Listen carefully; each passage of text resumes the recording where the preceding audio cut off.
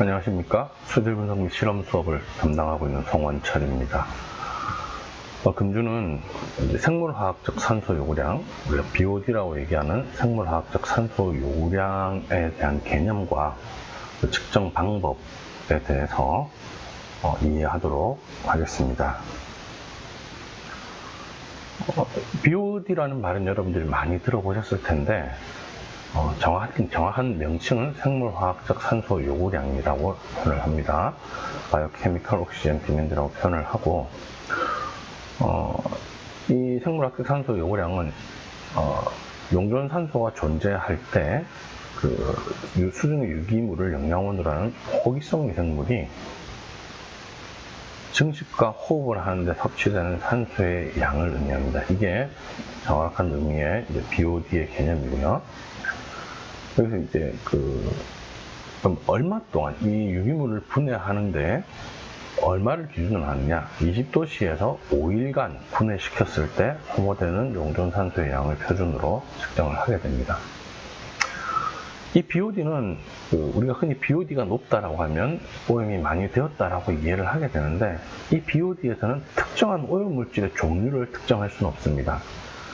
물속의 오염물질의 종류와는 관계없이 미생물이 어떠한 복합적인 오염물질을 분해하는데 산화반응으로 해서 소비되는 산소의 양을 의미하는 것이지, BOD라고 하는 것이 어떤 특정한 오염물질이다라고 얘기하기는 어렵고, 모든 유기물질들, 물속으로 들어온 모든 유기성 오염원을 우리가 흔히 BOD라고 이해를 할 수 있겠습니다. 일반적으로 BOD가 높다, 농도가 높다는 의미는 수중 오염물질의 양이 전반적으로 어떤 특정한 오염물질은 아니고 전반적으로 높다는 의미가 되겠습니다. 과거에 이 수질 오염이 되었을 때 이 물이 어떠한 물질로부터 오염이 되었느냐라기보다는 그 물질을 특정하기 위해서는 아주 많은 실험들과 분석 과정들이 필요하게 되겠죠. 특히나 유기화학물질 같은 경우에는 하루에도 생산되는 화학물질들의 수량이 만 가지, 새로 개발되는 것들이 수만 가지가 된다라고까지 얘기를 하는데, 그 물속에 있는 오염물질, 특정한 오염물질이 얼마다, 특정한 오염물질이 얼마라고 한다 그러면 이것들을 분석하고 그 수질 오염물질에 대해서 정의를 내리는 데 상당한 많은 시간과 비용이 들어가게 됩니다. 그래서 우리가 일반적으로 이 수중에 오염물질이 들어오게 되면 이것들은 미생물들에 의해서 산소를 소모하게 되고, 또 이 산소가 소모하게 되면 수질이 나빠진다는 개념이 있기 때문에 이 어떤 종류와 상관없이 오염물질들이 들어왔을 때 이것들을 분해하는 산소의 양으로 토탈적으로 오염물질의 양이 얼마인지를 이해를 하고, 또 이 오염물질의 양을 총괄적으로 우리가 이해를 할 필요가 있기 때문에 이 BOD라는 것이 처음 개발되어졌고 지금까지도 사용을 하고 있습니다. 앞으로도 이제 BOD는 계속적으로 수질 기준으로서 적용을 할 수가 있고, 제일 중요한 것은 뭐냐면 이 호기성 미생물이 증식하고 호흡하는 데 섭취되는 양이기 때문에 TOC라고 이제 물속에 오염물질로 들어오는 총 유기탄소들을 또 측정하는 방법이 최근 국내에서 법으로 기준이 되어지고, 하수 처리나 폐수 처리 중에 그 배출 기준을 적용을 하고 있습니다만, 똑같습니다. 이건 TOC는 총괄적인 유기 오염물질 중에서 유기 오염물질, 특히 유기성 탄소 오염물질들에 대해서, 탄소 화합물에 대해서 총량을 측량할 수 있게 되어 있지만, BOD가 중요한 의미를 갖는 것은 뭐냐면 미생물이 오염물질을 분해하는데 소비되는 산소의 양이라는 의미가 아주 중요합니다. 그래서 이 BOD가 높다, TOC와 BOD를 같이 보게 되는 것입니다. 그래서 TOC와 BOD의 비를 이용을 해서 TOC와 BOD의 비가, 가령 TOC보다 TOC가 1일 때 BOD가 0.95 정도 된다. TOC분의 BOD의 비가 0.9냐 1이냐에 따라서 이 TOC 총 유기탄소 화합물들은 생물학적으로 분해가 아주 잘 되는 것들이다. 아니면 이 유기탄소물은 생물학적으로 분해가 안 되는 오염물질이기 때문에 다른 어떤 조치를 통해서 이 오염물질들을 분해해야 된다는 것을 알 수 있기 때문에 BOD는 앞으로도 계속적으로 사용이 될 가능성이 많습니다. BOD로 측정이 가능한 물질은 탄소 화합물인 당류나 또 지질류, 단백질류 등과 같은 자연적인 물질들은 쉽게 측정이 가능하고요. 그 다음에 합성 유기화합 물질 중에서 탄소 골격이 직쇄상인 화합물, 흔히 우리가 얘기하는 메탄이나 에탄올과 같은 그런 직쇄상 화합물들, 그리고 일부 벤젠고리를 가지고 있는 화합물들을 측정할 수 있습니다. 그리고 질산화 미생물이 존재하는 경우, 니트로박테나 나이트로저모나스 같은 이런 질산화 미생물이 존재하는 경우에는 암모니아성 질소와 질산성 질소로 인해서 이 암모니아성 질소가 아질산성 질소로 산화하는 데 필요한 소모되는 산소, 미생물들이, 질산화 미생물들이 소모하는 산소, 그리고 아질산성 질소가 질산성 질소로 산화하는데 또 소모되는 미생물들이 소모하는 그 산소의 양들도 같이 측정이 될 수 있습니다. 이때 측정되는 BOD는 우리가 MBOD라고 해서 표현을 하기도 합니다. 조금 더 상세히 설명을 드리면, 어떤 오염물질이 들어가고 나서 생물화학적으로 산소를 소모하게 될 때 오염물질이 들어가서 초기 5일 동안 아주 급격하게 산소 소모량이 이렇게 커지게 됩니다. 기울기가 아주 크게 되죠. 이때 대부분의 탄소계 유기물질들은 5일 동안 60에서 70% 정도가 분해가 일어납니다. 그리고 한 탄소계 유기물질의 한 90% 이상이 분해가 돼서 이 기울기 자체가 완만해지는 지점이 보통 20일에서 21일 정도가 소요가 되는데, 이때 BOD, 20일이나 21일 정도까지 소모가 된 BOD를 우리가 BOD 얼티메이트라고 얘기를 합니다. BOD 얼티메이트라고 표현을 하고요. 그리고 자연적인 상태에서는 유기오염물질을 가지고 BOD를 측정했을 때 한 7일 정도가 되면, 원래라면 이렇게 완만한, 이렇게 이제 그림이 그려져야 되는데, 갑자기 7일 이후부터 산소 소모량이 이렇게 급격하게 늘어나는 이런 구간이 생기게 됩니다. 그때가 한 7일 정도가 되는데, 이때 갑자기 기울기가 완만해졌다 다시 점핑하는 이 순간은 무엇 때문이냐면,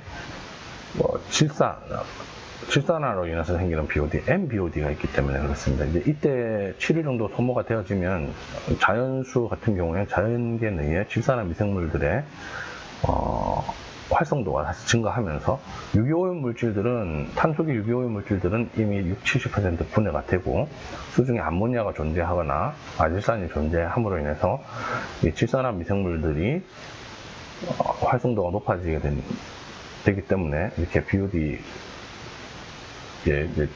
산소 소모량이 다시 증가하는, 이때를 이제 우리가 한 7일 정도부터 이렇게 증가하는 것들은 우리가 MBOD로 표현을 합니다. 질산화 미생물이 존재할 경우에 한 7일 정도 경과 시 질산화로 인해서 용선 산소 소모량이 증가하는 것을 이제 우리가 MBOD라고 표시를 하고요. 그 과정을 보면 암모니아가 1과 2분의 1 산소랑 결합을 해서 아질산으로 전환을 합니다. 즉, 암모니아가 아질산으로 전환할 때 산소가 필요하고요. 그리고 이렇게 전환된 아질산은 또 수중에서 장기간 존재하지 못하고 질산화 미생물에 인해서 다시 빠른 속도로 질산화가 일어납니다. 그래서 암모니아 1몰당 산소 2몰이 최종적으로 소모가 돼서 완전히 산화된 질산성 질소로 전환이 되게 되기 때문에 이 산소 양이 필요하게 되는 것이죠. 그러면 우리가 BOD 얼티메이트라고 해서 21일간 측정을 했더니 BOD가 이만큼 나왔다. 이 농도가 나올 수도 있고 이렇게 농도가 나올 수도 있는데, 어떤 물의 상태에 따라서 물속에 질산화 미생물이 존재하느냐 안 하느냐에 따라서 영향을 받을 수 있습니다. 하지만 질산화 미생물은 무조건 존재한다고 생각을 해야 되기 때문에, 우리가 BOD 얼티메이트를 측정하려고 그러면은 보통은 질산화로 인한 MBOD 영향을 저감하기 위해서 질산화 억제제를 주입해서 측정을 수행하게 됩니다. BOD5를 하더라도 가령 하수 처리장의 방류수라든지 또 하수 처리장 1차 침전, 2차 침전지 상등수 같은 경우에는 이미 폭기조 내에서 질산화 과정이 일어났기 때문에 그 상등수에는 질산화 미생물이 존재합니다. 따라서 하수 처리장의 2차 침전지 상등수 같은 경우에 BOD를 측정을 하겠다라고 하면 무조건 질산화의 영향을 감안해야 되기 때문에, 우리가 알고자 하는 BOD5는 사실은 CBOD죠. 이 CBOD이기 때문에 이런 경우에는 무조건 질산화 억제제를 주입을 해서 질산화로 인한 MBOD의 측정을 고려하지 않아야 될 수 있습니다. 물론 이제 하수 처리장에서는 질산화가 완전히 종료가 되는 상태까지 가기 때문에 MBOD가 나오지 않을 수도 있습니다. 하지만 정확한 측정을 위해서는 질산화 억제제가 들어가야 된다라는 걸 이해하고 계시면 될 것 같습니다. BOD 측정 시에 유의해야 될 사항은 한 4가지 정도가 있습니다. 치료 중에 용존산소의 양이 소모되는 산소의 양보다 적을 경우, 가령 물에는 용존산소가 최대 포화 농도 이상 존재할 수가 없습니다. 그렇기 때문에 BOD가 100인데 100인 시료를 가지고 내가 BOD를 그냥 측정을 하면 포화 용존산소 한 8이나 9 정도 되는 그만큼의 용존산소만 소모하고 나머지는 측정을 할 수가 없게 되죠. 그렇기 때문에 용존산소의 양, 치료 중에 용존산소의 양보다 소모되는 산소의 양이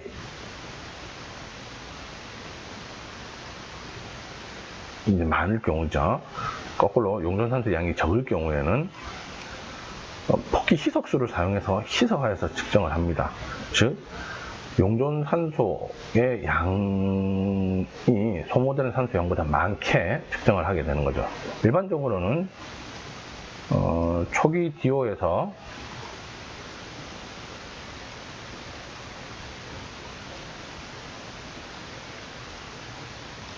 (40에서 60% 정도 소모가 되는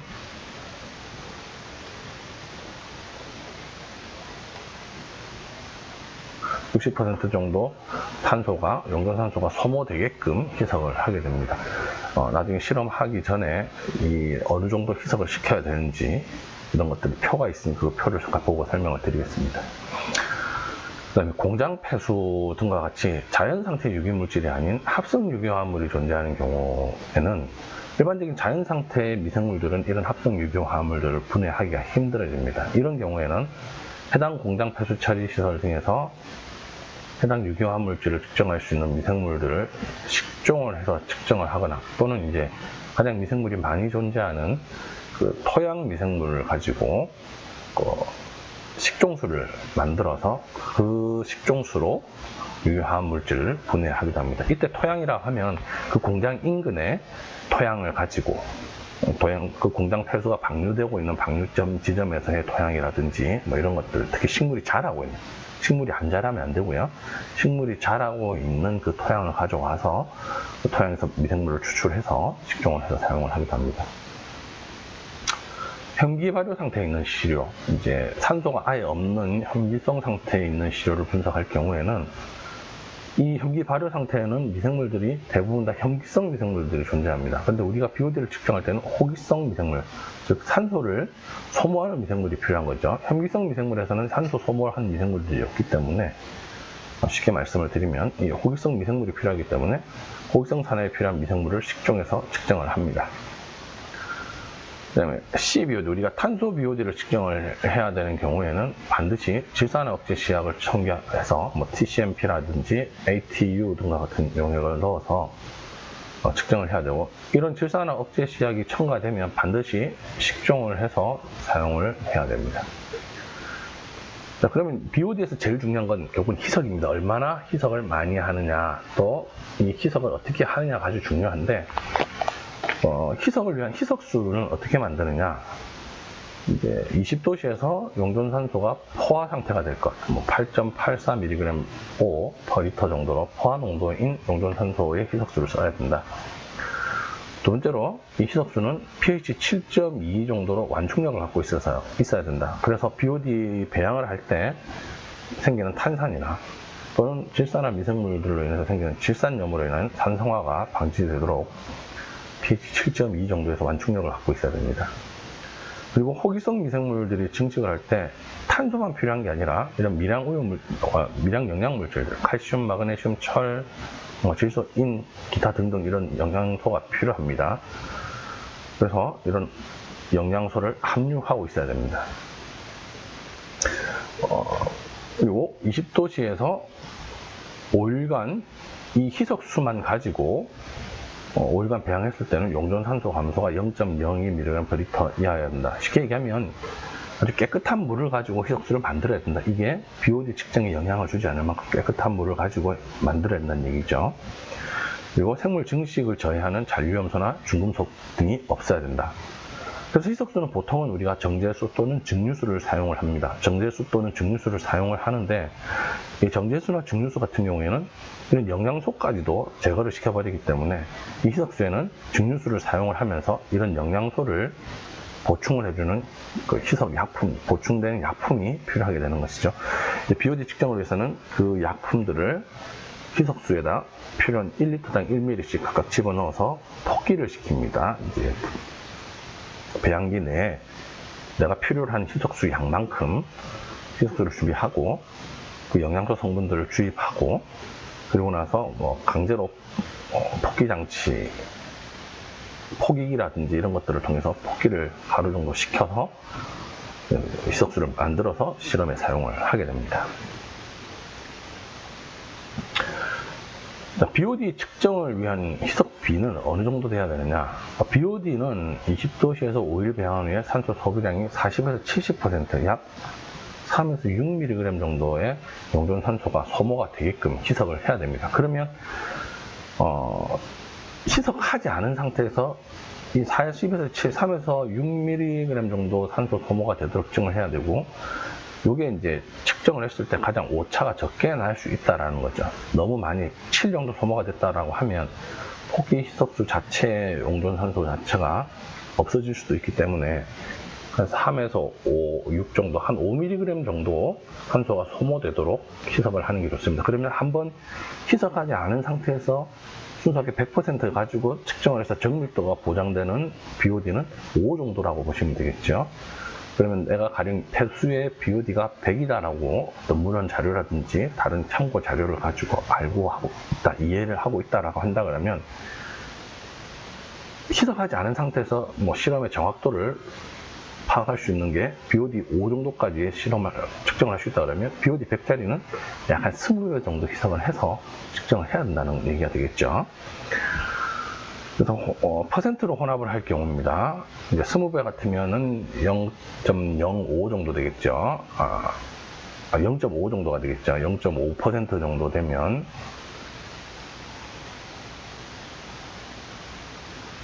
20배니까 5% 정도가 되겠죠. 5% 정도 하게 되면 BOD 40에서 한 140 정도까지가 측정 범위가 되고, 가령 가축 분뇨라든지 이런 것들은 BOD가 뭐 3만, 5만 이렇게 나오게 되고, 석유화학 폐수 중에서 아주 이제 고농도로 나오는 석유화학 폐수 같은 경우는 또 10만, 20만, 음식물 침출수 같은 경우에는 10만 이상 이렇게 측정이 되기 때문에, 그럴 때는 그 시료를 0.01% 정도 희석을 한다는 얘기입니다. 희석을 하면 이 정도 측정이 가능하다. 그리고 이제 300ml BOD 병에 요 이제 퍼센트 혼합인 경우에는 우리가 용량 플라스크나 이런 플라스크에 BOD 희석수를 집어넣고 거기다가 시료를 집어넣는 개념이고, BOD 병에 직접 시료를 주입하는 경우에는 이제 이런 밀리리터 정도로 집어넣으면 이게 결국은 300ml에 대한 희석비가 되겠죠. 그래서 3만에서 0.02ml를 집어넣으면 3만에서 10만 5천 정도까지 이렇게 측정이 가능하고, 뭐 이제 그대로 300ml 그대로 사용을 한다 그러면 0에서 7, 평균적으로 한 5mg 정도, 5mg 정도의 BOD가 측정이 될 수 있게 됩니다. 가장 추천드리는 건 BOD병에 직접 주입하기보다는, 왜냐하면 이렇게 미량으로 집어넣는 게 사실은 어렵고 정확한 측정이 되기 어렵기 때문에 별도의 용량 플라스크들을 사용해서 혼합을 해서 그 혼합을 한 이후에 그 BOD병으로 분주해서 사용하는 것을 추천을 드립니다. 보통 실험의 정확도를 높이기 위해서 희석 비율을 한 3개 내지 5개 정도로 다르게 합니다. 가령 뭐 A 샘플이 있으면 A 샘플을 뭐 10%로 희석했다, 10배 희석한 거죠. 또는 20%로 희석을 했다, 또는 뭐 15%로 희석했다. 그렇게 해서 희석비를 3개를 만들고, 이 희석비당 샘플을 2개를 만듭니다. 마찬가지로 희석비당 샘플을 2개를 만들고, 이 2개 중에 하나는 전부 초기 DO, 측정하는 데 사용을 합니다.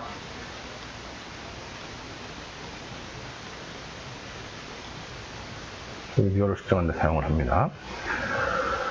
한 종의 희석 비율당 2개 이상의 시료를 조제해서 실험을 수행하고, 이런 실험을 수행할 때 가장 중요한 건 사전에 해당 시료의 대략적인 BOD 농도를 문헌 자료나 또는 과거 측정 자료 등을 참고해서 조사를 해서 적정한 희석비를 기준으로 잡고, 그거 기준에서 위아래로 한 3개 정도 또는 5종류 정도의 희석비를 만들어서 측정을 하면 실험에 측정을 한 것들을 평균을 내게 되면 비교적 정확한 실험이 가능하게 됩니다.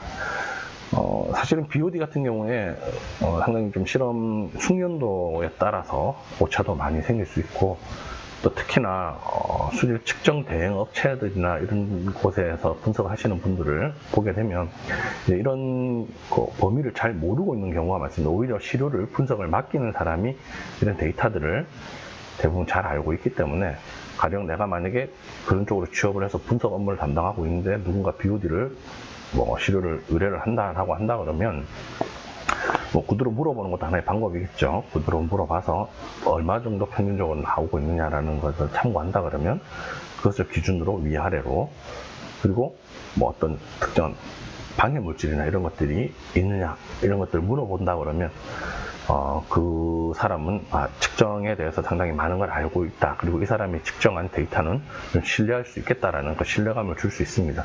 그렇기 때문에 여러분들이 실험 방법만 단순히 어떤 절차를 통해서 실험을 한다라는 걸 이해하기보다 그 백그라운드, 특히 방해 물질이라든지 그리고 이런 특정 항목들의 각종 범위에 대한 어떤 시료들마다의 적정 농도 범위, 이런 데이터들까지 좀 많이 이해를 하고 있는 게 측정 분석하는 사람의 역량에 아주 중요한 역량을 높이는, 그리고 그 사람의 가치를 높이는 그런 일이 되겠습니다. 그럼 BOD를 측정하게 되면 이 BOD는 어디에 활용하냐면 이제 각종 수질 기준을 만들고, 또 어떤 방류수 수질 기준이라든지 이런 기준을 측정하는 데 사용을 하게 됩니다. 가장 먼저 사용하는 건 이제 환경정책 기본법에서 생활환경 기준의 이제 수질 분야 부분을 보게 되면 BOD는 하천에만 적용을 합니다. 하천에만 적용을 해서 1A 같은 경우는 BOD가 1 이하다. 여기에는 유기화합물질이 미생물들이 물속의 유기화합물질을 미생물들이 호흡해서 분해하는데 들어간 유기화합물질의 총 산소 소모량이 1 정도 되는구나 라고 이해할 수 있는 거고요. 그다음 1B는 2 이하, 2는 3 이하, 레벨 3은 5 이하, 레벨 4는 8 이하. 사실 8 이하 같으면 포화 농도, 통상적인 20도씨 물의 포화 용존산소 농도가 거의 8.8 정도니까 이 오염물질에 들어가면 거의 0 근처까지 떨어진다는 얘기가 되겠죠. 용존산소의 농도가. 그렇기 때문에 물이 아주 나쁘다라고, 약간 나쁘다라고 이해할 수 있고, 그 이상이 된다 그러면 자연 상태에서는 용존산소를 거의 혐기성 상태로까지 끌어갈 수 있다. 순간적으로라도 혐기성 상태까지 그 수체의 용존산소를 낮출 수 있다라는 의미가 되겠습니다. 그렇게 되면 그 수체 내에 수생 생물이라든지 이런 것들이 아주 나쁜 영향을 미칠 수가 있게 되겠죠. 그래서 보통 우리가 친수용수 정도로 사용할 수 있는, 수용을 할 수 있다 정도 이렇게 얘기한다 그러면 한 2 레벨 2 이상이면 수용이 가능하다라고 얘기를 하는데, 그리고 환경적으로 조금 더 양호하다라고 이해를 할 수 있게 되겠습니다.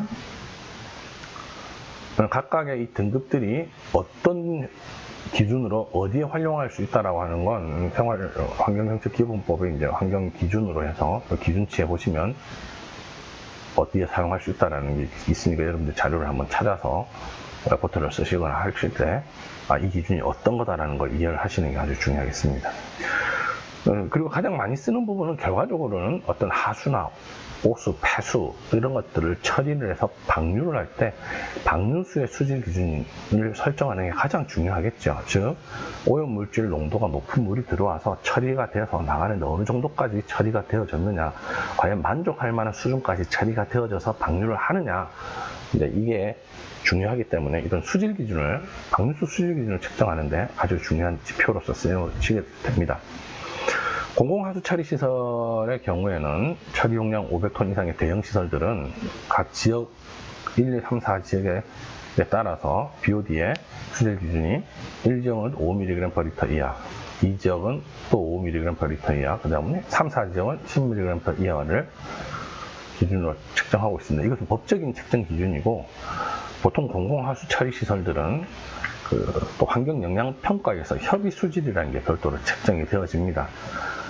내가 하수처리 시설이 1지역에 들어선다 하더라도 그래서 5mg/L 이하로 내보내면 되는 게 아니라 환경영향평가를 통해서 이 지역의 환경용량이나 이런 것들을 검토하면 법적으로는 5mg/L 이하로 방류를 해야 되지만 환경영향평가에서 조금 더 강화를 시켜서 3mg/L 이하로 내보내라라고 한다 그러면 사실은 이 3mg/L가 이 하수처리장이 지켜야 되는 법적인 수질 기준이 되게 되는 것이죠. 물론 이 3을 넘어서면 안 된다라고 하는 것보다는 이제 개념은 3mg/L를 항상 지켜야 된다라고 얘기를 하는 것이고, 3mg/L를 초과해서 한 4mg/L 정도를 배출하게 된다 그러면 이제 유역환경청 등에서 이 시설을 보수한다든지 정상적인 운영이 될 수 있도록 하라고 이제 얘기가 나오게 됩니다. 5mg/L를 초과하게 되면 공공처리 시설이라 하더라도 이제 과태료라든지 법적인 과징금이라든지 이런 것들을 물리게 되게 되는 것이죠. 그리고 처리 용량 50에서 500톤 정도의 규모를 가진 이제 중형 소형 공공하수처리 시설은 BOD 10mg/L 이하입니다. 그리고 50톤 미만도 BOD 10mg/L 이하로 방류를 시켜야 됩니다. 그 다음에 분뇨처리 시설은 BOD가 30mg/L 이하. 일단 전체적인 배출량이 작기 때문에 분뇨처리 시설은 공공하수 처리 시설에 비해서는 방류수의 수질 기준이 조금 더 완화가 되어 있다. 그리고 개인이 설치하는 오수처리 시설의 경우에는 50톤 이상의 큰 대형 시설들은 공공하수 처리 시설의 3, 4지역에 해당하는 수질 기준은 10mg/L 이하를 만족시켜야 됩니다. 그리고 50톤 미만의 작은 오수처리 시설은 기타 지역에서는 20mg/L 이하로 내보내야 되고, 수변구역에서는 10mg/L 이하로 배출을 해야 됩니다. 그리고 폐수의 배출 허용 기준에서도 BOD 기준이 설정이 되어져 있습니다. 공공폐수 처리 시설, 폐수 종말 처리 시설이라고도 얘기를 하고요. 공공폐수 처리 시설의 경우에는 지역 구분 없이 모두 10mg/L 이하로 기준을 설정을 하고 있습니다. 그리고 개인 사업장들이 설치한 개별 폐수 처리 시설의 경우에는 폐수 배출량 2,000톤 미만의 처리시설들은 청정 지역에서는 40, 가 지역에서는 80, 나 지역은 120, 특례 지역은 30 이하로 처리해서 방류를 해야 됩니다. 그리고 폐수 배출량이 2,000톤 이상의 좀 대형 폐수 처리 시설의 경우에는, 대형 개별 폐수 처리 시설의 경우에는 청정 지역에서는 30, 가 지역은 60, 나 지역은 80mg/L 이하로 처리해서 보내야 되고, 특례 지역은 역시 30으로 처리해서 방류를 해야 됩니다. 가축 분뇨 같은 경우에는 이제 가장 오염 부하량이 높은 폐수 중에 하나인데, 가축 분뇨 정화 시설의 방류 수질 기준은 이제 공공처리 시설이나 또는 가축 분뇨를 수거해서 처리하는 업을 하고 있는 처리업자들은 30mg/L 이하로 BOD를 맞춰서 처리를 해야 되고요. 가축 사육 농가에서의 정화방류 처리 시설은 특정 지역에서는 규모가 좀 큰 허가 대상들은 40mg/L 이하, 규모가 작은 신고 대상 시설들은 120mg/L 이하로 처리를 해서 방류를 해야 됩니다. 그리고 기타 지역, 환경 오염의 조금 더 용량, 환경 오염으로 인해서 견딜 수 있는 환경 용량이 좀 큰 기타 지역들 같은 경우에는 허가 대상에서는 120mg/L 이하, 신고 대상은 150mg/L 이하로 배출을 해야 됩니다. 상당히 좀 배출 농도 자체가 높은 편이죠. 높은 편이지만 유량이 이 정도 처리하게 되면 보통 이런 신고 대상 같은 경우에는 배출량 자체가 하루에 10톤 미만으로 좀 아주 적은 양이 되기 때문에 총 부하량, 배출 부하량이 좀 상대적으로 작다라는 기준이 있습니다.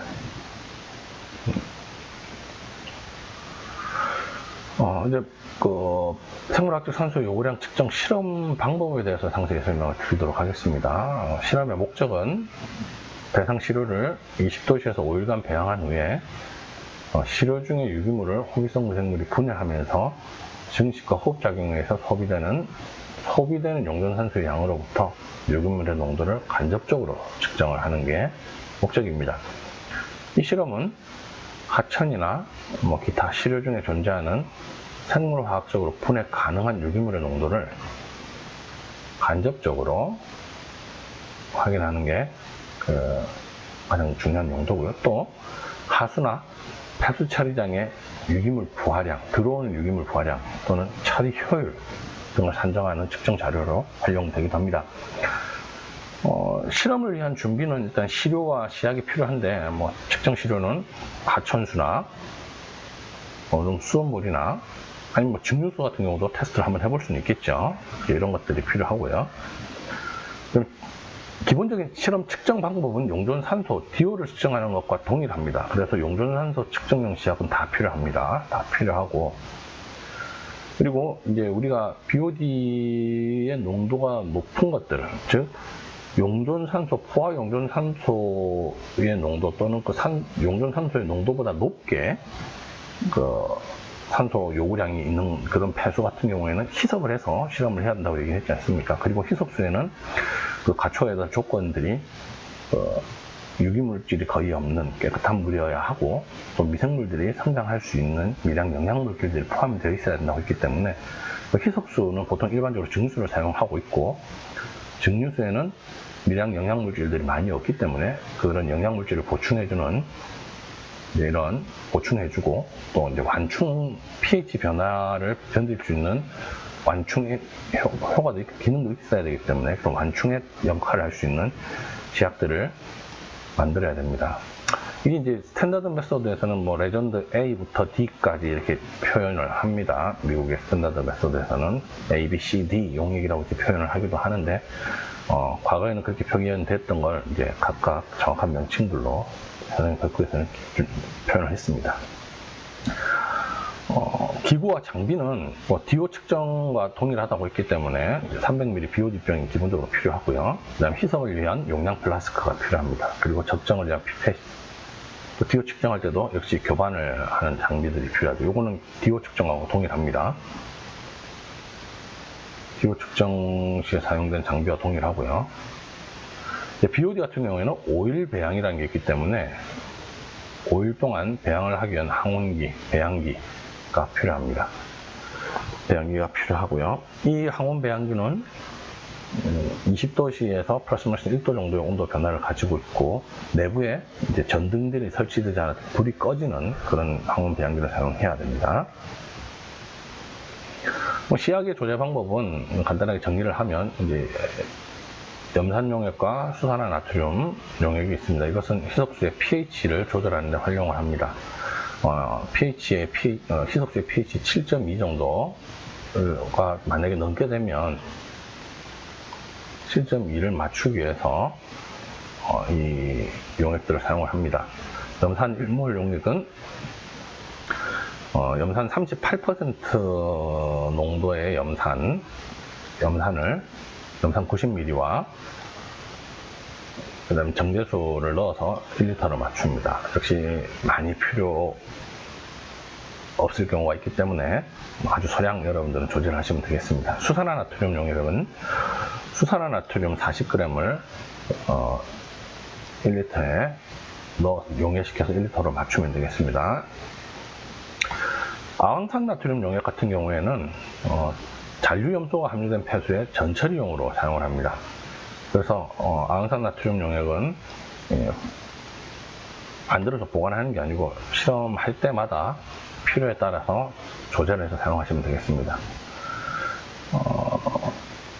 아황산 나트륨을 1.6g을 물 정제수에 용해시켜서 1리터로 맞추면 되겠습니다. 그리고 희석수 제조에 사용되는 염화칼슘 염화철 용액, 이 염화철 용액은 철이라고 하는 미량 원소를 공급해주기 위해서 필요한 겁니다. 그래서 염화철 용액 같은 경우에는 염화철 육수화물 0.25g을 정제수에 용해한 이후에 1리터로 맞춰서 사용을 합니다.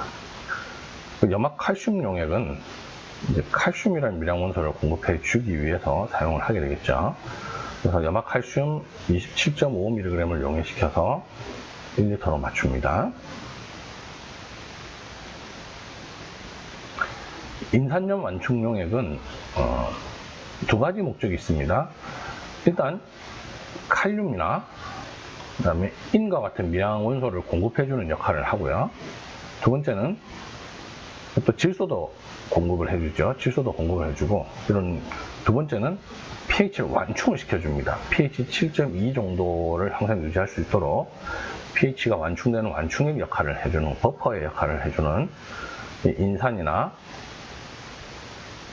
다이인산, 2인산 칼륨 또는 인산 칼륨 이런 것들을 인해서 이 인산들이 산이 공급되어졌을 때 pH가 흔들리지 않도록 중화를 시켜주는 알칼리제 역할을 하기 때문에 완충용액으로서 역할을 합니다.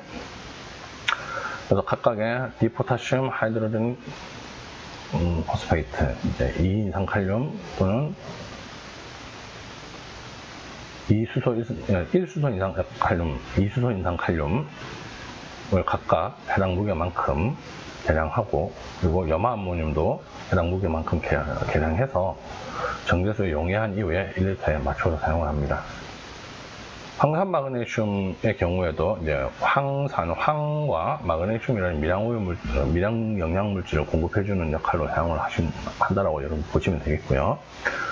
황산 마그네슘 7수화물을 22.5g을 정제수에 용해시켜서 1리터로 맞춰 사용을 합니다.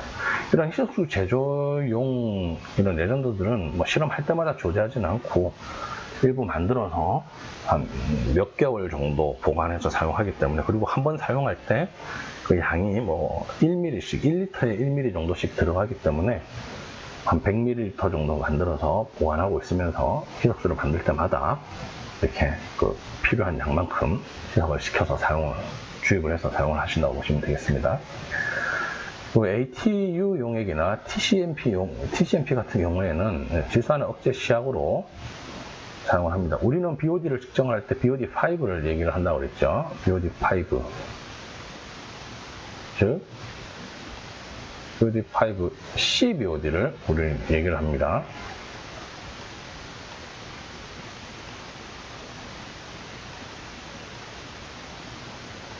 CBOD를 측정하고자 하는 게 목적이기 때문에 질산화로 인한 MBOD가 측정될 경우에 BOD가 생각보다 높게 측정될 가능성이 많습니다. 그래서 이 CBOD를 측정하기 위해서는 질산화 억제제가 들어가야 되고, 질산화 억제 시약으로는 이제 ATU 용액이나 TCMP라는 시약을 바로 사용을 합니다. ATU 용액은 요소죠. 알리티오 요소라고 하는 요소를 40g을 정제수에 녹여서 1리터로 맞춘 것이고, 이제 이런 경우에는 보통 이제 질산 억제제라서 기성품이 나오기도 하고, 또는 실험실에서 용해를 시켜서 사용을 하긴 합니다. ATU 용액을 조제해서 사용을 하거나, 또는 TCMP, 트리클로로메틸 피리딘이라고 하는 TCMP 시약 자체를 바로 용해를 해서 사용을 하기도 합니다. 이제 그램 수만큼 측정을 해서, 이건 따로 별도로 시약을 조제하지 않고 이 시약 자체를 사용을 합니다. 그리고 글루코스 글루탐산 표준 용액이 있습니다. 이 표준 용액은 글루코스를 103도씨에서 1시간 건조시킨 글루코스 105mg과 글루타민산 150mg을 정제수에 녹여서 1리터로 맞춘 것인데, 이게 BOD 정도 검사용으로 사용을 한다고 보시면 됩니다. 이렇게 용해를 시킨 표준 용액의 BOD는 BOD 한 200에서 플러스 마이너스 30. 이 용액을 가지고 식종 희석수를 가지고 식종을 시켜서 BOD 측정을 하면 200 정도가 나와야 된다는 것이죠. 이 정도 검사용으로 사용을 하고요. 여러분들 실제 실험을 할 경우에는 이 테스트를 굳이 할 필요는 없습니다. 네, 뭐 필요한 경우에 이걸 가지고 실험을 할 수도 있겠죠. 그다음 이제 희석수와 식종수가 필요합니다. BOD 희석수는 20도씨로 조절한 물을 이제 유리병에 넣고 폼으로 막은 다음에 용존산소가 포화되도록 충분한 기간 가만히 놔두는 방법이 있고요. 만들 때. 두 번째는 물을 완전히 채우지 않는 병을 흔들어 가지고 그 안에서 포화를 시키는 방법이 있고, 세 번째는 포기기 같은 압축 공기나 포기기를 이용해서 공기를 강제로 넣어주는 방식이 있습니다. 이렇게 이제 조제를 하는데, 이렇게 조제할 때 중요한 건 물 1리터당 아까 이제 완충액을 희석수를 만들 때 쓴 용액 4가지가 있었죠. 그 4가지를 용액을 물 1리터당 1ml씩 넣어줍니다. 가령 내가 오늘 BOD 실험을 하는 시료가 5개다. 그래서 이것들을 희석을 하는데 5개니까 1개당 시료 1개당 희석 배수를 3개씩 하겠다. 그리고 그러면 15개의 시료가 필요하게 되겠죠. 샘플을 만들어야 되겠죠. 15개를 만드는데 희석을 하려고 그러면 물이 가령 1리터 기준으로 해서 15리터의 희석수가 최소한 필요하겠다 한다 그러면 물 15리터에다 이런 희석수용, 제조용 용액들을 각각 15ml씩 넣어서 포기를 시킨다든지 흔든다든지 해서 희석수를 만들어 놓는 겁니다. 그리고 이것들을 넣고 나서 희석수의 pH가 7.2가 아닌 경우, 7.2보다 높을 때는 염산 1몰을 넣어서, 7.2보다 낮을 때는 수산화나트륨 1몰을 넣어서 pH를 7.2로 조절을 합니다. 이런 희석수는 희석수 자체만을 가지고 5일 배양 후에 pH 감소가 0.2 정도가 나와야 되겠습니다. 보통은 이제 따로 측정을 하지는 않습니다만, 이제 정제수 또는 증류수를 사용하는 경우에 특별한 문제가 없으면 이렇게까지 나오진 않지만, 보통 이것도 희석수 자체도 측정을 해보는 게 좋겠습니다. 그다음 BOD용 식종수, 미생물이 없거나 또는 독성이 있거나 이런 경우에 미생물들을 별도로 넣어줘야 됩니다. 그리고 질산화 억제제가 들어간 경우는 무조건 식종을 하라고 했기 때문에 이런 식종수를 만들어야 되는데, 즉 미생물을 용출을 시켜낸 물이라고 생각하시면 되겠습니다. 이런 식종수를 만드는 방법은 하수나 하천수를 이용하는 방법입니다. 하수나 하천수를 채수해 와서 실온에서 하루나 하루 반 정도 정치해서 그 위에 상층액을 이용을 하는 거고요. 하수를 이용하는 경우에는 그 상층액 5에서 10ml 정도를 취해가지고 이 희석수에다 넣어서 희석수 1리터로 맞추는 거죠. 그러면 만약에 20리터를 만들 희석수를 20리터를 만들겠다 하면 곱하기 20 정도를 섞어서 사용을 합니다. 하천수를 사용할 경우에는 하수보다는 미생물의 그 밀도가 떨어질 수 있기 때문에 조금 더 많은 양을 취해서 사용을 합니다. 10에서 50ml를 취해서 희석수 1리터로 맞추어서 사용을 합니다. 그다음 토양 추출액을 이용하는 경우에는 식물이 살고 있는 토양 200g을 물 2리터에 넣어서 교반을 하고 25시간 정도 정치한 이후에 상층액을 사용을 하는데, 이런 경우에는 20에서 30ml를 취해서 희석수에 넣어서 1리터로 맞춰 사용을 합니다. 식종수 자체의 BOD를 일단은 측정을 해야 나중에 보정을 해줄 수가 있습니다. 식종수는 물론 희석수도 희석수의 BOD를 계산을 해서 보정을 해줘야 됩니다. 자, 그러면 실험을 할 때는 실험을 하기 전에 항상 시료의 전처리가 중요합니다. 전처리가 중요해서 전처리가 제대로 되지 않은 실험은 그 결과를 믿을 수가 없다라고 이해를 하시면 되겠죠. 전처리가 아주 중요한데, 그럼 이 시료의 상태가 어떤지를 먼저 파악을 해야 되겠습니다. 산성이나 알칼리성을 띠고 있는 시료, BOD 의뢰가 들어오면 먼저 그 시료를 가지고 바로 희석을 하는 게 아니라 pH를 먼저 측정을 합니다. 그래서 산성이나 알칼리성을 띠고 있는 시료는 pH 7이나 7.2 정도로 조정을 합니다. 중화를 시켜서 염산이나 수산화나트륨 용액으로 중화를 시킵니다. 이때 중요한 건 염산 또는 수산화나트륨의 양이 너무 중화를 해서 너무 많이 들어가면 곤란하다는 거죠.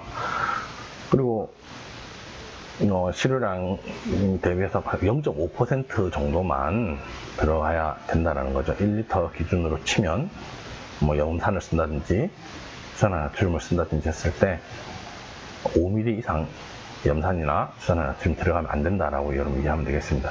근데 보통 이제 산성 알칼리성을 많이 띠는 경우, 우리가 BOD 측정을 할 때는 희석을 많이 한다라고 했죠. 희석을 많이 하기 때문에 희석수랑 혼합이 되어지면 거의 pH가 7.2 정도로 유지가 되게 됩니다.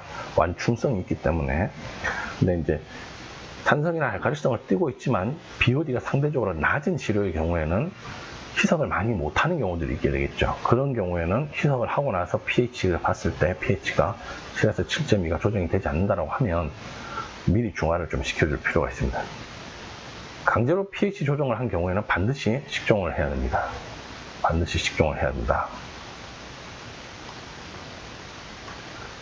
잔류염소가 함유된 시료의 경우에는 시료 100ml에 아지드와 나트륨 0.1g, 요오드와 칼륨 1g을 집어넣어서 집어넣고 그 다음에 염산을 주입해서 pH를 1로 맞추어서 요오드를 유리시킵니다.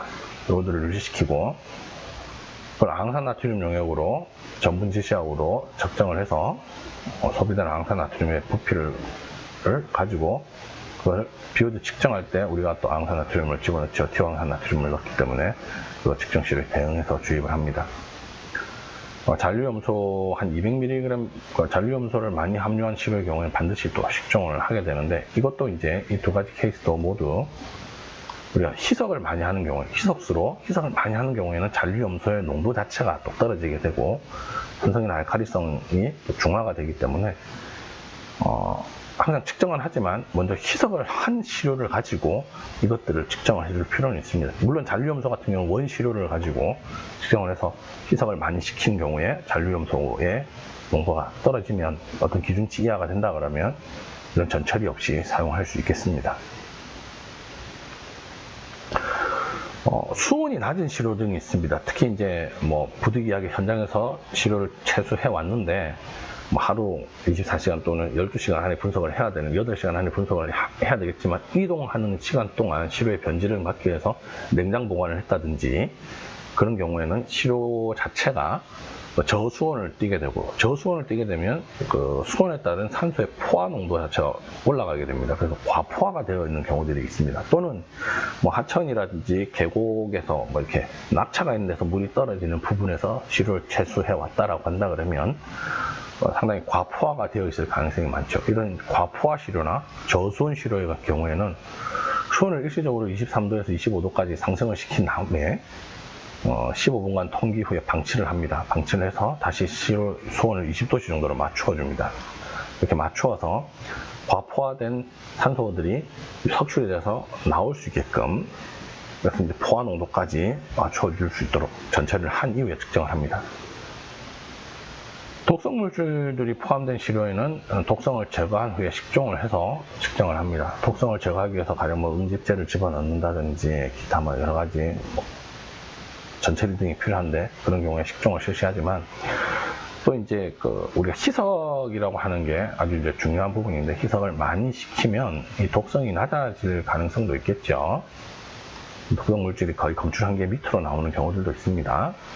특히 중금속류 같은 경우에는 이게 방류수 수질 기준 이상으로 만약에 중금속이 나타난다 하면 가장 문제가 되겠죠. 그런 경우에는.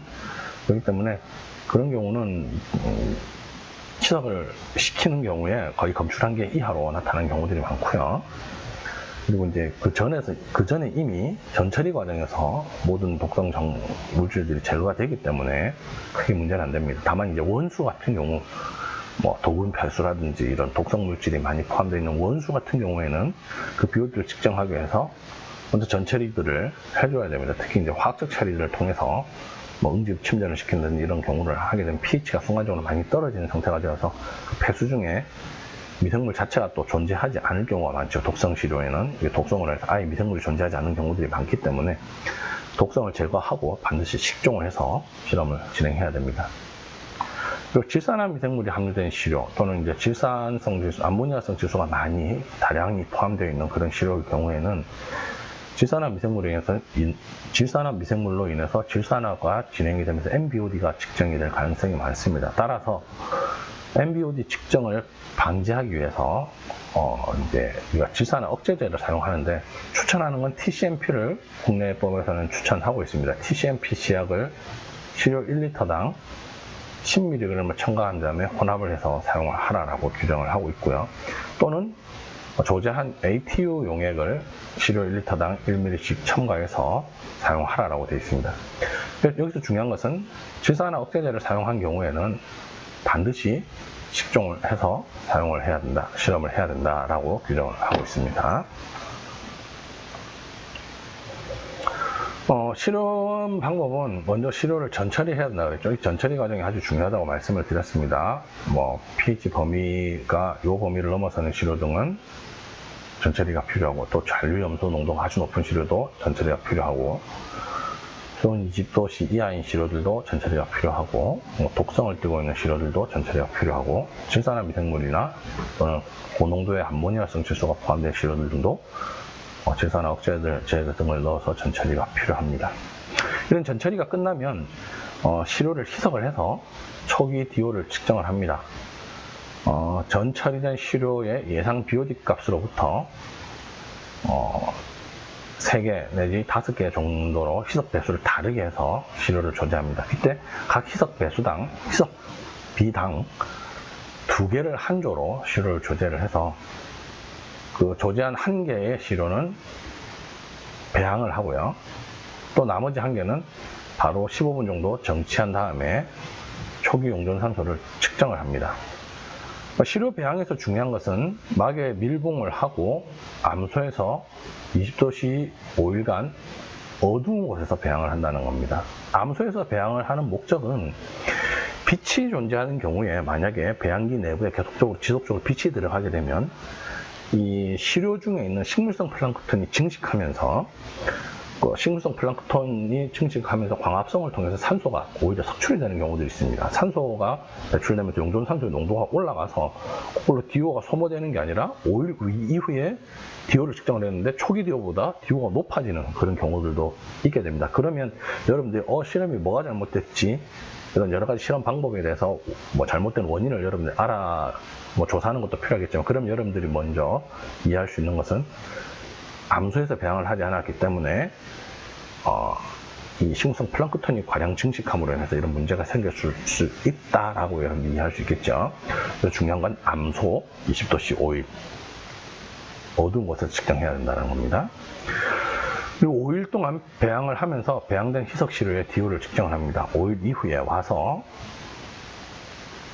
배항한 시료의 용존 산소를 측정을 하면 5일 동안 배항하는 기간 동안 산소 소비량이 한 40에서 70% 정도 소모된 범위의 이제 시료를 선택하는데, 제가 육안으로 봐서 이만큼 소모됐다고 선택을 할 수는 없겠죠. 넣은 시료들 모두 다 이제 측정을 합니다. DO를 측정을 했는데 이 범위를 넘어서서 소모가 된 샘플들이 있을 겁니다. 가령 이제 희석 비를 5개를 했다 그러면 5개를 분석을 해봤더니 너무 시료 희석이 많이 돼서 이거보다 소모를 거의 10% 정도밖에 못했다 라고 한다 그러면 나중에 이제 요거는 계산할 때 데이터에서 빼버리는 거죠.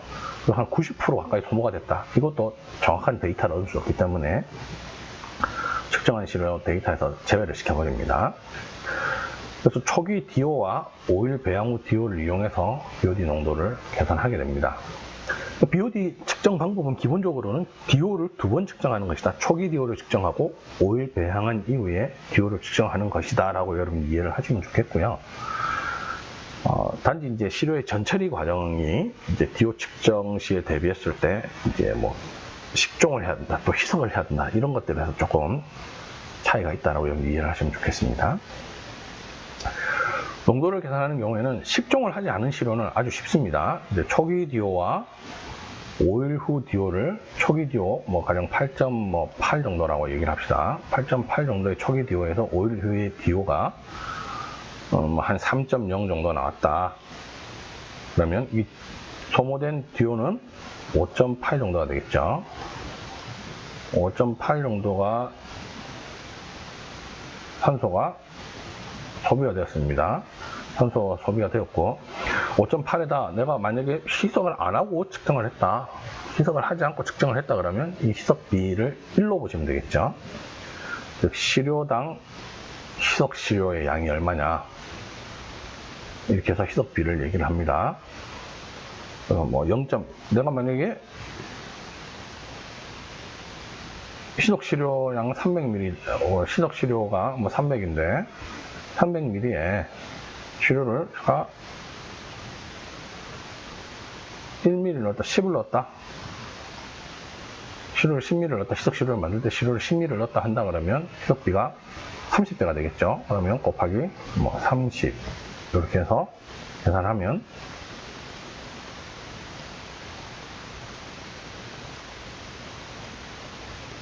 174 정도 mg per 리터로 BOD가 계산이 되어집니다. 그 다음에 식종 희석수를 사용한 경우의 시료는 이제 뭐 질산 억제제가 들어갔다든지 pH 조정을 했다든지 이런 경우들이 있죠. 이제 독성을 제거를 했다든지 이런 식종을 했을 경우에는 산소 요구량은 초기 DO에서 5일 이후의 DO를 계산을 하고요. 그 DO의 차를 계산을 하고, 그다음 중요한 건 이 부분입니다. 희석된 식종액의 배양 전 DO와 희석된 식종액의 배양 후 DO. 아까 이제 식종액을 만들었죠. 식종액 식종수를 가지고 희석수에 넣어서 그 식종수의 BOD를 재한다는 거죠. 식종수의 BOD입니다. 이 부분은. 식종수의 BOD를 측정을 합니다. 그래서 식종수의 BOD를 빼주는 거죠. 초기 BOD에서 식종수의 BOD를 빼줍니다. 이게 가령 한 2 정도 나왔다. 아까 똑같은 경우에서 여기 2 정도가 나왔으면 5.8이 아니라 3.8이 실전적으로 소모가 된 거죠. 3.8이 소모가 된 거고, 식종수의 그럼 식종수도 희석을 시켰을 거기 때문에 식종수의 희석비를 또 곱해주는 겁니다. 그럼 요만큼이 식종수의 BOD가 되겠죠. 산소 소모량이 될 것이고, 그걸 초기 DO BOD에서 빼줍니다. 빼준 다음에 샘플, 시료의 희석비를 곱해주게 됩니다. 이렇게 해서 계산하면 생물학적 산소 요구량, 이제 식종 희석수를 사용한 경우에 산소 요구량은 이런 식으로 정리가 되겠습니다. 보통 이제 제가 현장에 있고 측정을 의뢰를 많이 해보고 실험 많이 해본 결과를 보게 되면 식종을 하지 않는 경우들이 상당히 많이 있습니다. 특별히 어떤 케이스들이 좀 문제가 된다라고 저는 이해를 하냐면, 분석자들이 이제 그 부분까지 분석을 하는 사람 따로, 그 다음에 필드에서 처리 시설이나 이런 것들을 운영하는 사람이 다르다 보니까 분석하는 사람들이 많은 지식을 갖고 있지 못해서 현장에 대한 이해가 떨어지는 경우들이 있습니다. 다른 예를 들면 최근 뭐 하수 처리장에서 최종 처리를 할 때 과거에는 생물학적 처리만 하고 소독을 해서 내보내는 경우들이 있습니다. 소독을 해서 자연성 소독을 한다든지 이렇게 해서 이제 물을 내보내는데, 뭐 소독이 돼버린 하수 처리수, 다른 자외선 소독이나 이런 것들을 해서 내보냈겠죠. 이제 그 하수 처리수 또는 이제 뭐 염소 소독제를 집어넣어서 나간 하수 처리수가 있으면 이미 미생물들이 사멸이 된 상태 또는 불활성화된 상태의 시료를 이용을 해서 BOD를 측정하는 경우에 BOD가 아예 안 나오는 경우들이 존재할 수도 있고요. 그 다음에 이제 뭐 폐수 처리 시설 같은 경우에는 3차 처리 쪽에 가서 뭐 색도를 제거하기 위해서 pH를 강제로 뭐 3까지 떨어뜨렸다가 또 높게 강제로 8까지 올렸다가 하는 이런 화재 처리들을 하는 경우들이 있는데, 그런 급격한 pH 변화가 생기게 되면 그 앞단에서 생물학적 처리를 해서 미생물이 존재하는 상태가 되더라도 3차 처리 그 후단 공정에서 급격한 pH 변화로 인해서 미생물들의 활성도 내지는 이제 불활성화가 일어나는 경우들이 생기게 됩니다. 이제 그 시료를 가지고 BOD를 측정을 하러 간다 하면 이미 그걸 희석을 아무리 하더라도 미생물이 이미 존재하지 않는 상태가 되면 BOD 측정을 할 수가 없게 되겠죠. 이제 그런 경우에는 우리가 이제 생각할 때 분명히 이 식종이 필요하다라고 이해할 수 있습니다. 또 다른 예로 하수 처리수의 재이용이라든지 이런 측면 때문에 가령 이제 하수 처리수 최종 처리가 생물학 처리가 끝난 하수 2차 처리수를 오존을 집어넣어서 강제적으로 산화를 더 시키는 경우들이 있습니다. 그럴 때 이 오존은 미생물의 세포벽을 파괴해서 미생물을 사멸시키는 그런 효과가 있거든요. 그럼 그 오존 처리가 된 물은 또 오존이 산소를 가지고 처리됐기 때문에 과포화가 되어 있습니다. 과포화가 되어 있고 또 미생물이 사멸이 된 그 물을 가지고 BOD 측정을 했을 경우에 식종하지 않고 측정을 하는 경우에는 실제적인 BOD를 정확하게 측정하기 어렵다라고 이해할 수 있습니다. 근데 대부분의 분석 업체들이나 분석하는 분석자들이 이제 그런 부분들을 간과하고 그냥 희석으로만 대부분의 이제 전처리 과정들을 해서 뭐 시료의 pH가 낮거나 높은 거 또는 독성 물질이 어느 정도 함유된 거 이런 것들은 희석만 해도 어느 정도 저감이 될 수 있기 때문에 그것들이 영향을 무시하고 간다고 하겠지만 처리 공정들이 어떤 특성을 가지고 있느냐에 따라서는 식종이 꼭 필요한 경우들이 있기 때문에 여러분들은 이 식종하는 방법에 대해서 또 식종을 해서 BOD를 측정을 해야 되는 필요성이 있는 것들은 잘 이해를 하고 넘어가셨으면 좋겠습니다. 그러면 이 BOD는 이제 앞서서 말씀드렸듯이 용존산소를 2번 측정을 해서 최초의 용존산소 그리고 5일 지난 다음에 용존산소를 측정해서 그 5일간 그 차로 인해서 소모된 용존산소의 양이 산소 소모량이 되는 것이다 라고 이해를 했고요. 그것이 BOD로 측정이 되어진다고 했는데 그럼 이렇게 실험을 하게 되면 보통 우리가 적정을 해서 실험을 할 수밖에 없겠죠. 적정법으로 실험을 할 수밖에 없는데 꼭 이렇게 어렵게 적정법으로만 하느냐, 뭐 최근에는 뭐 이렇게 측정하지 않는 방법도 있습니다. 다른 예를 들면 이제 기기를 이용해서 BOD를 측정을 합니다. 적정을 하지 않고 BOD 병에 이렇게 DO 전극법에 의한 DO 측정기를 연결해서 초기 DO를 측정을 하고 5일간 배양시킨 이후에 또 DO 측정기를 연결해서 DO 측정기를 이용해서 측정하는 방법이 있습니다. 이렇게 되면 적정을 위한 시약 제조라든지 이런 업무 등이 불필요하기 때문에 상대적으로 좀 더 쉽게 측정이 되죠. 이때는 이제 보면 이 전극 밑에 교반 날개가 하나 이렇게 위치합니다. 그래서 계속적으로 교반을 시켜주면서 DO를 측정하게 됩니다. 그리고 이 밀봉이 중요한 거죠. 빼내고 나서 이 전극이 밀봉이 되어져서 측정을 할 수 있고요. 또는 이제 이대로 전극을 꽂아놓은 상태에서 5일간 DO 변화 농도를 메모리 시켜서 나중에 DO가 뭐 이런 식으로 떨어지더라.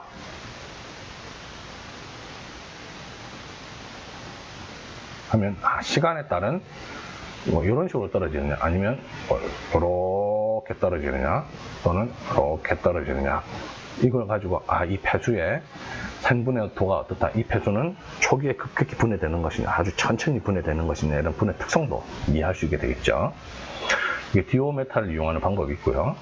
나머지 3개는 이제 우리가 흔히 얘기할 때는 이제 레스피로메타라고 얘기를 하는데 호흡률을 측정하는 것이다 라고 얘기를 합니다.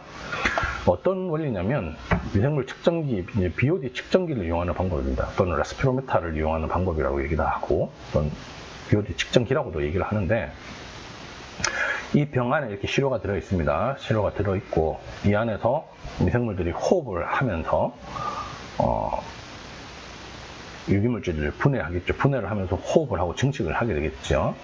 그러면 이 산소가 감소하게 되겠죠. 용존산소가 감소하면서 이 밀봉이 된 이 상층부의 공기가 감소되는 것만큼 또 용해가 돼서 들어갑니다. 산소와 용해가 돼서 들어가면 내부 압력이 변하게 됩니다. 그럼 이 변화된 압력을 BOD로 연산해서 처리하는 게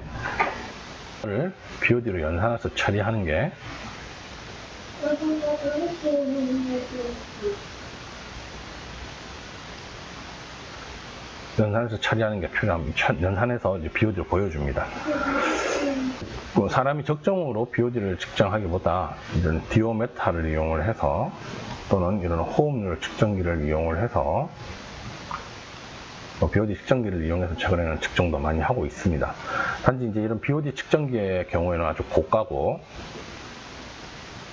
고가이고 하다 보니까 전통적인 방법으로 DO 측정을 하고 적정을 통해서 측정을 하고는 있습니다만 이제 최근에 조금 더 편리하게 하기 위해서 이제 DO 메탈을 이용해서 측정하는 방법들도 최근에는 많이 이용을 하고 있습니다. 치료가 작은 경우에는 이제 이런 것들을 이용하는 방법도 고려해 볼 수 있겠습니다.